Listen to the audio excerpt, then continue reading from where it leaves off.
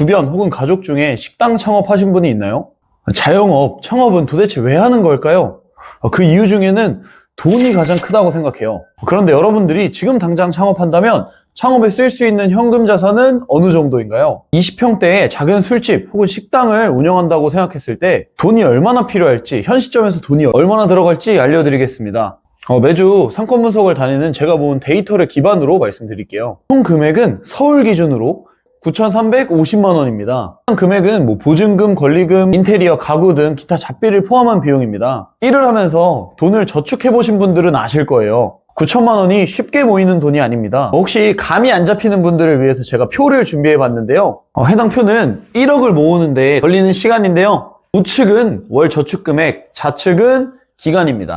보시는 것처럼 월에 84만 원씩 모은다면 10년이 걸리고 93만 원씩 모은다면 9년이 걸립니다. 물론 833만 원씩 매달 넣을 수 있다면 1년 후면 1억을 모을 수 있습니다. 현실적으로 월에 800 저축은 조금 무리인 것 같고 평균적으로 저축을 잘 하시는 분들 선에서는 한 3년에서 5년 정도 걸린다고 볼 수 있겠죠. 그런데 앞서 말씀드렸듯이 서울에서 20평짜리 그렇게 크지도 않은 술집이나 식당을 운영하려면 이렇게 한 달 한 달 매달 돈을 몇 년을 쌓아서 투자해야 합니다. 만약에 매달 84만 원씩 모은 사람이라면 10년 후에나 창업을 할 수 있겠죠.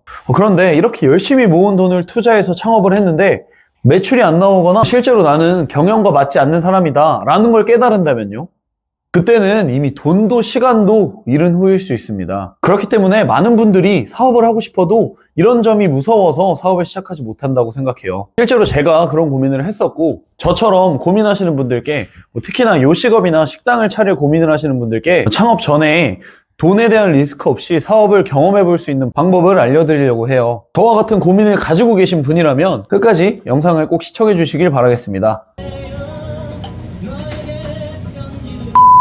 여러분 혹시 백종원의 골목식당 보셨나요? 사실 보다 보면 매 화마다 이분은 왜 식당 창업을 하셨을까? 저분은 정말 식당과는 맞지 않는 분인데 라는 생각이 드는 집들이 몇몇 있었죠. 그런데 그 사장님들도 사실 한 푼, 두 푼 모아서 창업을 하신 분들이에요. 심지어 20평짜리 매장이 9천만 원의 창업 비용이 든다면 그거보다 큰 매장을 하는 식당의 경우에는 대략적으로 한 2억 정도 투자하신 분들이에요. 그렇게 1, 2억 투자하신 분들도 솔루션 나와서 장사가 안 된다, 힘들다, 폐업하고 싶다 이런 말을 많이 하잖아요. 그래도 그만둘 수가 없는 게 자신이 그동안 아껴가면서 몇 년간 모은 돈을 쏟은 가게이고 그리고 실제로 그 가게를 운영하면서 원래 해왔던 일들도 접으셨기 때문이에요. 우선 저는 프리랜서로 강사 일을 하면서 에어비앤비와 지금 제가 영상을 촬영하고 있는 파티룸을 운영하고 있는데요. 저도 다음 사업으로 요식업, 특히 와인바를 해보고 싶었습니다. 그런데 공간 임대업 사업을 하다 보니 사업이 맘처럼 쉽지 않고 상당히 폐업률이 높다는 걸 느꼈어요. 저도 이전에는 4개의 업장을 운영하다가 현재는 2개만 운영하고 있는 상황입니다. 그런데 업종을 막론하고 자영업자의 폐업률은 상당히 높은 편인데요. 어떤 업종이든 폐업률은 50% 이상입니다. 사실 망할 확률이 더 높은 거죠. 그런데 10명 중에 6명이 폐업한다면 그 6명은 망할 거라고 생각하고 창업을 했을까요? 골목식당에 나온 사장님들은 솔루션에 나갈 만큼 장사가 안 될 거라고 생각하고 창업을 하셨을까요? 당연히 그럴 리가 없겠죠.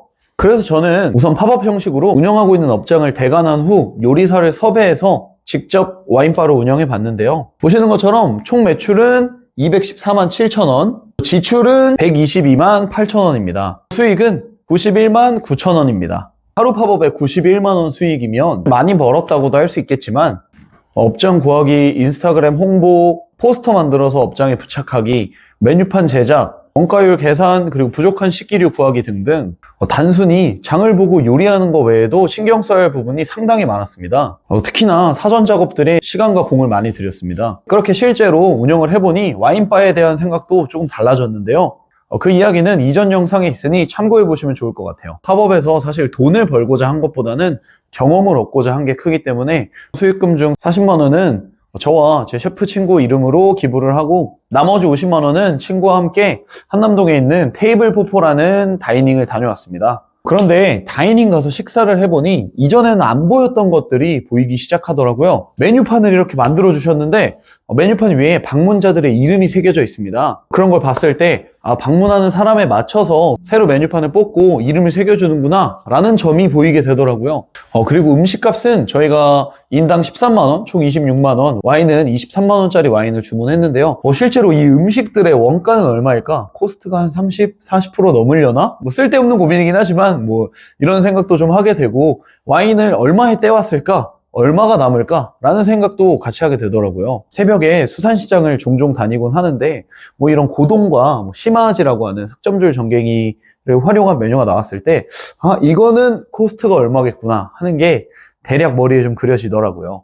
이렇게 음식 코스트, 술의 원가, 메뉴판의 디테일, 이런 점들은 제가 소비자로서만 즐겼을 때는 전혀 생각하지 못한 부분이었어요. 식재료비와 원가율 계산하는 과정에서도 고민이 좀 많았었는데요. 지나고 보니 이런 게 다 좋은 경험 자산이 되는 것 같아요. 그래서 미래에 식당 창업을 꿈꾸시거나 아니면 지금 당장이라도 식당 창업을 하려고 알아보고 계신 분들이 있다면 이번 영상을 통해서 팝업을 먼저 한번 해보시는 게 너무 도움이 될 거고 저는 정말 추천드립니다. 다가오는 6월에는 노들섬 인근의 흑석동에서 다음 팝업을 준비하고 있습니다.